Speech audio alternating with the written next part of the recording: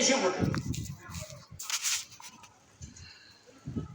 சிந்திச்சு பார்த்தால் உடம்பு கெடுவதற்கு ஏசி ஒரு காரணம், நம்முடைய வீடு ஒரு காரணம். நம்ம சாப்பிட்ற சாப்பாட்டில் ரொம்ப நுட்பமான கருத்து. நோய் ஏன் வருகிறது? நம்முடைய முன்னோர்களுக்கு வராத நோயெல்லாம் நமக்கு வந்து இருக்குது. இன்னைக்கு பெரும்பாலும் சக்கரை நோய், இந்த சக்கரை நோய் முத்தி போய் கிட்னி ஃபெயிலியர், இதெல்லாம் கேட்டுட்டு இருக்கிறோமில்ல. நாம் என்ன சிந்திக்க மாட்டோம் என்கிறோம் என்றால், எல்லா உயிரினங்களும் தங்களுடைய உணவை சமைக்காமல் சாப்பிடுகின்றன. எல்லா உயிரினங்களும் தங்களுக்குரிய உணவினை முழுமையாக உட்கொள்கிறது. நாம மட்டும்தான் 2 தப்பு பண்றோம். எதையும் முழுமையாக சாப்பிட்றதில்லை, தோலெல்லாம் சீவிட்டு சாப்பிட்றோம். 2வது சமைச்சு சாப்பிட்றோம். 2வது வாழுகின்ற இடத்தை செயற்கையாக அமைத்துக் கொள்கிறது. அடுத்தது என்னன்னு கேட்டீங்கன்னா, காலம் என்று ஒன்று இருக்கிறது. காலம் என்பது என்ன? யாரு பதில் சொல்றது? காலம் என்று ஒன்று இருக்கிறது. அதை நம்ம உணரத்தான் முடியும், கண்ணெல்லாம் பார்க்க முடியாது. நம்ம எப்படி அதை புரிந்து கொண்டு இருக்கிறோம்? இரவு முடிஞ்சு பொழுது முடிஞ்சுன்னா காலண்டர்ல ஒரு பேப்பரை கிழிக்கிறோம், அதை வச்சு புரிஞ்சுக்கிறோம். ஒரு நாள் ஓடி போச்சு அப்படின்னு நம்ம நினைக்கிறோம். 1 மாதம் போச்சு, 1 வருஷம் போயிட்டுது அப்படின்னு சொல்லிக்கிட்டு இருக்கோம். அப்படிதான் நம்மளால காலத்தை உணர முடிகிறது. ஆனால் அதில் என்ன பெரிய நுட்பம்னு கேட்டீங்கன்னா, ரொம்ப ரொம்ப நுட்பமான கருத்து. நிறைய தடவை சிந்திக்கணும். அதாவது 5 பூதங்கள் இருக்குது இல்லையா? 5 பூதம் இருக்குதா இல்லையா? என்னென்ன 5 பூதம்? வானம், காற்று, நெருப்புன்னு சொல்லக்கூடாது, வெப்பம். நெருப்புன்னு சொல்லக்கூடாது, வெப்பம். அதுக்கு அடுத்தது நீர், அதுக்கு அடுத்து மண்ணு. 5 பூதம் இருக்குது இல்லை? இந்த 5 பூதத்துல உலகத்தில் உள்ள எல்லா உடம்புகளும் மண்ணாலானவை. இந்த மண்ணாலான உடம்புகளே எங்க இருக்குது? வானத்தில் இருக்குது. எப்படி இந்த உடம்பு அழியாமல் இருக்கிறது? சாகிற வரைக்கும், ஆயுள் காலம் முடிகிற வரைக்கும் உடம்பு அழியாது. நீங்க பாட்டுக்கு ரயில் தண்டவாளத்தால் கடந்து கடக்குள்ளார ரயில் வந்தா கூட நீங்கள் நூலிழையில் தப்புவீர்கள். ஏன்னா உங்களுக்கு என்ன ஆயுள் முடியல. பேப்பர்ல பாக்குறோம்ல, நூலிழையில் தப்பினார், மயிரிழையில் தப்பினார்னு வரும். ஆயுள் முடியலன்னு அர்த்தம். அவ்வளவுதான். அவனும் கெட்டிக்காரத்தனமும் கிடையாது. அப்போ ஆயுள் முடிகிறவர்கள் உடம்பு எப்படி நல்லா இருக்குது? 3 செய்திகள். காற்று உள்ள போய் இயங்குகிறது. அந்த காற்று இயங்கணும்னா வெப்பம் என்று ஒரு உந்து ஆற்றல் வேணும். அது நம்ம உடம்புல இருக்குது. இந்த வெப்பமும் உந்தி தள்ளணும், காற்று இயங்கணும். இது 2 இருக்கிறதுக்கு ஒரு இடம் வேணும். அதுதான் நீர். அது வேறொரு வகையில சொன்னா கவம். கவம் என்று ஒன்று உடம்புல இல்லைன்னா உள்ள காற்று தங்காது, அது இயங்காது. அந்த காற்று இயங்கணும்னா வெப்பம் என்ற உந்து ஆற்றல் தேவை. இது 3 தான் உள்ள நடக்கும். இதுதான் வெளியில காலம். வெப்பம்னா கோடை காலம், நீர் அப்படின்னா மழைக்காலம். அப்ப காற்று இருக்கு பாருங்க, குளிர்ச்சியும் சார்ந்திருக்கும், வெம்மையும் சார்ந்து, அதுதான் பனிக்காலம். புரியுதா உங்களுக்கு? 3 காலம் வருது, கோடைக்காலம், மழைக்காலம், பனிக்காலம்னு வருது. இது என்னன்னு கேட்டீங்கன்னா, காற்று, வெப்பம், நீர் என்ற பூதத்தினுடைய வெளிப்பாடுகள். இது இல்லைன்னா உலகம் நடக்காது. கோடை காலத்துல நிலம் காயணும், மழை காலத்துல இந்த மண்ணு பூமி நனையணும், குளிர் பண்ணும். இந்த காற்று போய் அளவு காற்று வருகின்ற பொழுது அதிலிருந்து விளைச்சல்லாம் வந்துகிட்டே இருக்கும். இதெல்லாம் இயற்கை. அது கூட நம்ம உடம்புலையும் நடக்கும். நம்ம உடம்புலையும் இந்த 3 இயங்கிக் கொண்டிருக்கின்றன. அது நம்ம சித்த நூல்லாம் வாத பித்த கபம்னு சொல்லிக்கிட்டு இருக்கோம். அது குறையாக சொல்லும், நம்ம நிறைவாக பார்க்கணும். இதெல்லாம் உள்ள நடக்கிற செய்தி. எதற்கு சொல்ல வந்தோம்னா, எந்த காலத்துல எதை சாப்பிடணும்னு தெரியும். இன்னைக்கு நமக்கு ஒண்ணு தான் தெரியுது. அது கோடை காலமா இருந்தா என்ன சார், மழைக்காலமா இருந்தா என்ன, பனிக்காலமா இருந்தா என்ன, பூரி சாப்பிடணும், பரோட்டா சாப்பிடணும், பானிபூரி சாப்பிடணும். என்ன அறிவுன்னே தெரியலையே. எந்த உயிரினும் இப்படி சாப்பிடலையே. அந்தந்த காலத்துக்கு ஏற்றதை சாப்பிட்டு நம்முடைய முன்னோர்கள் எல்லாம் கடைபிடித்தார்கள். கோடை காலம் வந்தாலும் பழுதி சாப்பிடணும். ஏன்னா வெளியில வெப்பம் உள்ள போறது, வெப்பத்தை தடுக்கணும். பழுதி சாப்பிடணும், நீராகாரம் சாப்பிடணும். மழைக்காலம் வந்ததுன்னா சமைச்சு சாப்பிடணும், கஞ்சி சாப்பிடணும். நாம என்ன பண்ணிட்டு இருக்கிறோம்? எல்லா காலத்திலும் ஒரே அதாவது பரவாயில்லைங்க. ஒரு காலத்துக்கு வீட்டுல சமைச்சாங்க, வீடு முழுக்க ஹோட்டலில் சாப்பிட்டு. இதெல்லாம் என்ன அறிவுன்னு நம்மளால விளங்கிக் கொள்ளவே முடியாது. எதற்கு இவ்வளவு செய்திகளை நான் சொல்ல வந்தேன்னா, காலத்தோடு நாம் பொருந்தி வாழல, இடத்தோடு பொருந்தி வாழாதது போல காலத்தோடும் பொருந்தி வாழவில்லை. இது ஆண்டு பொழுது. அப்ப நாள் பொழுதுன்னு ஒண்ணு இருக்குது. நாள் பொழுது என்றால் ஒரு நாளைக்கு 24 மணி நேரம், மறந்துடக்கூடாது. இந்த 24 மணி நேரத்துல 4 மணி நேரம் சேர்ந்தது ஒரு பொழுதுன்னு பேர். விளங்குதா? இப்ப காலையில நம்ம விடியாரத்துல 6 மணி, அதுல இருந்து 10 மணி, இந்த காலத்துக்கு பேரு காலைன்னு பேர். காலுதல் என்றால் எழுதல் அர்த்தம். சூரியன் எழுந்து நம்மை வேலை செய்ய வைக்கிறான். ஏன்னா சூரிய ஒளி இல்லாம நம்மளால வேலை செய்ய முடியாது.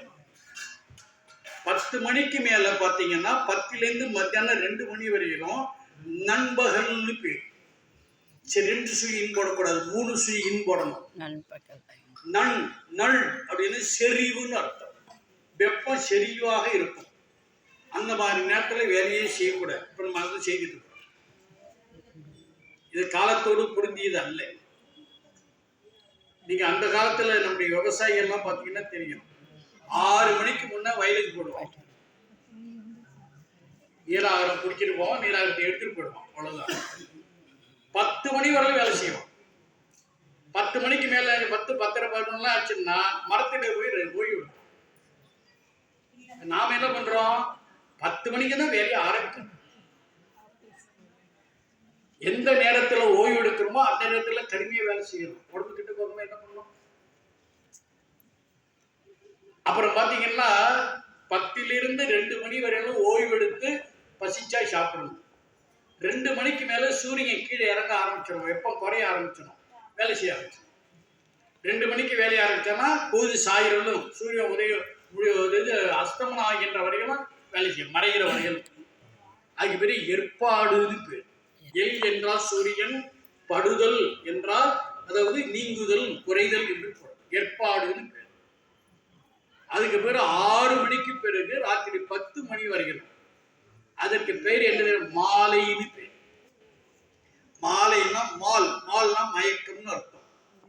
மயக்கத்தை தருவது. அப்பெல்லாம் மின்சார விளக்கு இல்லாத காலம். அந்த மாதிரி காலத்துல வீட்டு விட்டு வெளியில போனோம், இன்ன பொருள் என்று தெரியாது.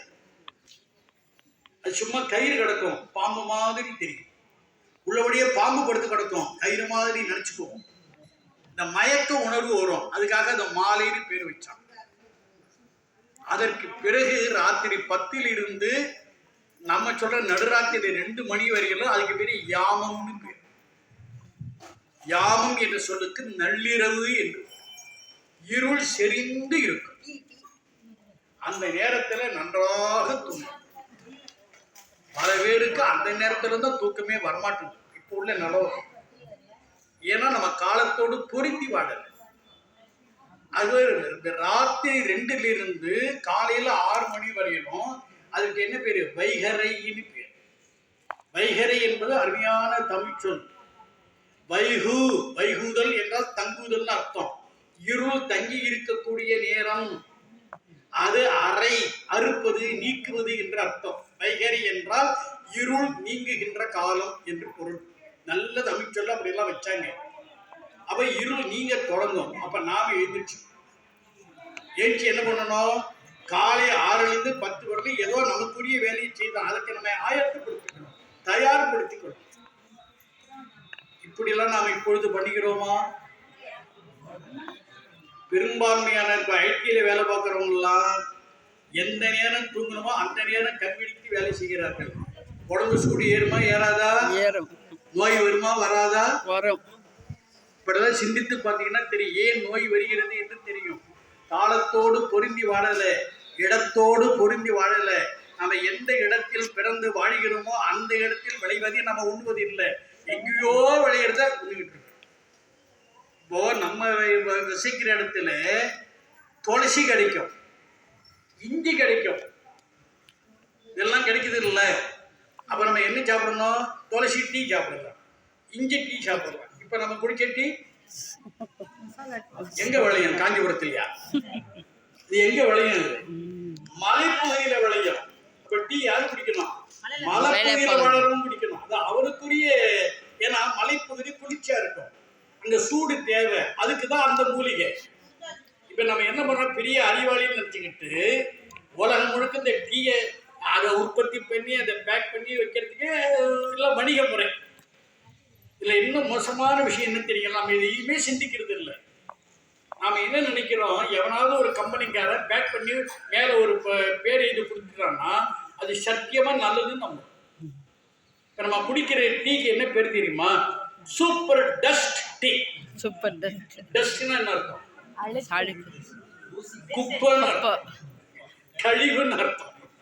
தரங்கள் வந்து இந்த தேயிலையை பிரிக்கிறாங்கல்ல, முதல் தரம், ரெண்டாம் தரம், மூணாம் தரம்னு பிரிப்பாங்க. முதல் தரத்தெல்லாம் ஏற்றுமதி பண்ணிடுறான், நமக்கு அது கிடைக்காது. மூணாம் தரம் இருக்கு பாருங்க, அதெல்லாம் தூக்கி போடணும். அதெல்லாம் வெளிநாட்டுக்கு தூக்கி தொடவே மாட்டான். நாம என்ன வச்சுட்டோம்? அவனே தெளிவா சொல்றான், இது டஸ்ட் தான், ஆனா அது சூப்பர் டஸ்ட். நாம என்ன பண்றோம்? டஸ்ட்டை விட்டுடுறோம், சூப்பரை மட்டும் எடுத்துக்கிறோம். அதனால குடிச்சிட்டு இருக்கோம். ஏற்கனவே கோடை காலம், வெயில் ஏறிக்கிட்டு இருக்குது, உடம்புல வெப்பம் ஏறிக்கிட்டு இருக்குது. இந்த டீயை ஊற்றி இன்னும் சூடுபடுத்தும். நோய் வருமா வராதா? குறிப்பு தெரியுதா உங்களுக்கு? நான் என்ன சொல்ல வந்தேன்னு புரியுதா? ஒரு நாளாக இருக்கட்டும், ஒரு ஆண்டாக இருக்கட்டும், எந்த காலத்தில் எதை செய்ய வேண்டுமோ அதை செய்யாமல் அதுக்கு நேர்மாறாக செய்வதுதான் நாம் இயற்கையோடு இயைந்து வாழாமல் இருக்கும். எந்த பறவையும் அப்படி செய்யாது, மனிதனை தவிர எந்த உயிரினமும் அப்படி செய்யாது. நாம மட்டும்தான் பசிக்காமலே சாப்பிடுகிறோம். ஒரு நண்பர் வந்துட்டார், வாங்க சார் சாப்பிட்டு போகலான்னா போவோம். சார் பசி இல்லையே, அதை பற்றி சிந்தனையே கிடையாது, கம்பெனி கொடுக்கணும், அப்படிதான் பேசிக்கிறோம். இதெல்லாம் ஆழ்ந்து சிந்தித்தால் இயற்கையோடு நாம் பொருந்தி வாழவில்லை என்பது தெரியும். அப்படி பொருந்தி வாழாத நேரத்தில் நாம் எப்படி வைகையில் எழ முடியும்? எப்படி எழ முடியும்? இந்த கேள்வியை நம்ம கேட்டோம்னா பதில் வழங்கும். நான் ஒரு கூட்டத்தில் பலமுறை சொல்லியிருக்கிறேன், என்னுடைய ஆயுட்காலம் முடிகின்ற வரை எனக்கு நோய் வராது, அவ்வளவு உறுதியை என்னால் சொல்ல முடியும். ஏனெனில் இயற்கையோடு பொருந்தி வாழ்வது எப்படி என்று எனக்கு தெரியும். அதனால வாழ்ந்துட்டேன். அதனால நோய் வராது, என்னால் உறுதியை சொல்ல, எனக்கு எந்த நோயும் வராது. அதுக்காக நீங்க அப்படி 100% இருந்தது ஜலதோஷம் சின்ன சின்ன நோய் வரதான் செய்யும், அதெல்லாம் சரி பண்ணிக்கலாம். நான் சொல்வது பெரிய நோய், கிட்னி ஃபெயிலியரு, சக்கரை நோய், அந்த நோய், இதெல்லாம் நமக்கு வரவே, கேன்சர் இதெல்லாம் வரவே வராது, வாய்ப்பே கிடையாது. ஒருத்தர் சொல்ல வாய்ப்பு இல்லை ராஜா, அந்த ரகசியத்தை புரிஞ்சுதான் நம்ம சைவம் சொல்லிக்கிறது. திருவாசகம்னா சும்மா பஜனை பாட்டு பாடலாம் நினைச்சிட்டு இருக்க கூடாது. இவ்வளவு ஆழ்ந்த கருத்துக்கள் இருக்கின்ற சொல்லுவார். கோழி சிலம்ப சிலம்பும் வைகரை நேரத்துல தானா இருந்திருக்கு, அதுக்கு தூங்க முடியாது. அதனால என்ன காரணம் தெரியுமா? நாம சுவாசிக்கிறோம். இந்த சுவாசம் என்பது காற்று. இரவு நேரத்துல உள்ள போற காற்று, குளிர்ந்த காற்று, ஆக்சிஜன் குறைவா இருக்கும். அப்ப நம்மளால வேலை செய்ய முடியாது, தூங்கிட்டு தான் இருப்போம். சூரியன் உதய ஆரம்பிச்சிருக்குன்னா ஆக்சிஜன் அந்த காற்றுல அதிகமாகிடும். ஆக்சிஜன் அதிகமான உள்ள காற்று சுவாசிச்சா தூங்க முடியாது, எழுச்சிடும். இவ்வளவுதான் விஷயம், ரகசியம். எல்லா ஜீவராசிகளும் அப்படி எழுந்திருக்கின்றன. அதைத்தான் மணிவாசகர் சொல்லி காட்டுகிறார். கோழி சிலம்ப சிலம்பும். ஏன் சார் கோழியை சொல்றாரு? பின்னாலேயே சொல்றாரு, குறுகு எங்கும் சிலம்ப சிலம்புன்னு சேர்த்துக்கணும். குறுகுன்னா பறவையின் அர்த்தம். எல்லா பறவைகளும் எழுந்து ஒளி எழுப்புகின்றன, கோழியை மட்டும் ஏன் தெரியா சொல்ற? அப்படிலாம் சிந்திக்கணும். கோழி என்பது ஒரு பறவையினுடைய பெண்பார் சொல். அதனுடைய ஆண்பார் சொல் என்ன? சேவல். சேவல் என்ன பண்ணோம்? வைகரியில எழுந்து கோழி கூவும், சேவல் கொக்கரக்கோ அப்படின்னு ஒரு எழுப்போம். அது என்ன பொருள் தெரியுமா? சேவல் யாருடைய கொடி? முருகனுடைய கொடி. இந்த சேவல் என்ன சொல்லுகிறது? இந்த பெருமான் இருக்கிறான், என்னுடைய தலைவன் முருகன் இருக்கான். யாரு? கொக்கு அறுக்கோ. கொக்குன்னா மாமரம். யாரு மாமரமா வந்தவன்? சூரபதுமன். அவன் என்ன பண்றான்? அழித்தான். இந்த 2 கூறாக்கு அப்படி ஆக்கியவன் யாரு? என்னுடைய தலைவன், என்னுடைய அரசன். அதனாலதான் முருகனுக்கு என்ன பேரு? கோழி சொல்லுது, சேவல் சொல்லுது, கொக்கு அருகோ, கொக்கரகோ அப்படின்னு. அதனாலதான் தனியா எடுத்து சொல்றாரு. கோழி கிளம்பும் குருகு எல்லாம் எங்கும் குருகு கோழி இவையெல்லாம் ஒளி எழுப்புகின்றன காலை நேரத்தில். 7 இயம்பும் அடியார்கள் எல்லாம் எடுத்து விடுகிறார்கள். அடியார்கள் எல்லாம் இறைவனை சார்ந்திருக்கிறார்கள். இறைவனை சார்ந்து இருப்பது என்பது இயற்கையோடு எய்ந்து வாழ்தல். எனவே அவர்கள் எல்லாம் அந்த வைகை போதில் எழும்பி 7 இயம்பும். 7 என்பது என்ன? 7 சுரங்கள், நாதசுரம், 7 இசைகள், 7 பண்கள். அதுதான் இசைக்கு அடிப்படை. அப்ப 7 என்பது இந்த இடத்துல எதை குறிக்கிறது என்றால் நாதசுரத்தை குறிக்கிறது, இசை கருவிகளை குறிக்கிறது. எனவே இந்த அடியார் பெருமக்கள் எல்லாம் காலையில எழுந்து அந்த நாதசுரம் போன்ற இசைக்கருவிகளை இசைக்கிறார்கள். அது மட்டுமல்ல, வெண் சங்கு எங்கும் சங்கு எடுத்து ஊதுகிறார். சங்குக்கு என்ன சிறப்பு? அது கடல்ல தான் கிடைக்கும். கடல்ல இருப்பதனால சங்கு என்ன? ரொம்ப குளிர்ச்சி வாய்ந்தது. அதுல காற்றை வைத்து ஊதுகின்ற பொழுது அந்த ஓசை எப்படி இருக்கும்? இனிமையாக இருக்கும், எழுப்பி விடும். எனவே இயம்பும் வெண் சங்கு எங்கும். இதெல்லாம் அப்ப கோழி காலையில் எழுந்து கொக்கரங்குது. அடியாறு பெருமக்களை இசைக்கருவிகள் இசைத்து பெருமானை பாடுகிறார்கள். எந்த பெருமானை எப்படி பாடுகிறார்கள்? கேழில் பரஞ்சோதி. கேழில் பரஞ்சோதி என்ன அருமையான சொல்லாட்சி இது! பெருமான் யாரு? சோதி. இந்த சோதியை நம்ம என்ன பண்றோம்? ஜோதி ஆக்கிட்டோம். நமக்கு மொழி தெரியல, நம்ம மொழி நமக்கு தெரியல. நம்முடைய வாயில் ஒலிக்கின்ற பொழுது இயல்பாக சோதி என்றுதான் வரும், ஜோதின்னு வராது. இது கொஞ்சம் கஷ்டப்பட்டு சொல்றது. வடநாட்டுக்காரன் சொல்லுவான், அவனுக்கு அதுதான் தலையெழுத்து, நமக்கு அது அல்ல. ஆனா நாம என்ன பண்றோம்? மொழி உணர்வு இல்லாமல், மொழி பற்று இல்லாமல் கேழில் பஞ்சோதிங்கிறோம். பாடுகின்ற போதே சில பேர் அப்படித்தான் பாடுறாங்க. ஜோதி எல்லாம் கிடையாது, பரஞ்சோதி என்று சொல்லுகின்றது ஜோதி வந்துடும். ஏன்னா அதுக்கு முன்னால இஞ்சி இருக்குது. இஞ்சி இருந்ததுன்னா ச ஒளி ஜ ஒளியாக மாறிடும். அது இயற்கையாக மாறும். நாம வலிந்தெல்லாம் சொல்லக்கூடாது. எனவே கேழில் பரஞ்சோதி என்ற சொல்லுக்கு என்ன பொருள்னா, இறைவன் சோதி மயமாக இருக்கிறார். அது என்ன சோதி? சோதி என்ன? ஒளி என்று பொருள். என்ன ஒளி? ஞான ஒளி. ஞான ஒளியாக இருக்கிறார். எங்க இருக்கிறான்? பரம் சோதி, பரத்தில் இருக்கிறான். பரம் என்ற சொல்லுக்கு என்ன பொருள்? மேலே என்ற பொருள். எதன் மேலே? எதையெல்லாம் மேல் மேல் மேல் மேல் என்று சொல்லுகிறோமோ எல்லா மேலுக்கும் மேலே எதுவோ, அதுக்கு மேல மேல் என்று ஒன்று இல்லாதது எதுவோ அதுதான் பரம். அந்த பரத்துல பெருமான் இருக்கிறான். எப்படி இருக்கிறான்? கேழில் பரம் சோதி. அவனுக்கு இணை யாரும் கிடையாது. சிவபெருமானுக்கு இணை யாரு? ஒருத்தரும் கிடையாது, ஒரு தெய்வமும் கிடையாது. இறைவன் ஒருவன் தான், அவன் சிவபெருமான் தான், அவன் ஒப்பற்றவன். எனவே அவனுக்கு ஈடு இணை ஒருவரும் இல்லை என்ற கருத்தை எல்லாம் உள்ளடக்கி கேழில் பரம் சோதி என்று இந்த அடியாறு பெருமக்கள் எல்லாம் இசைக்கருவிகளை இசைத்து சொல்லுகிறார்கள். அது மட்டுமல்ல, கேழில் பரங்கருணை.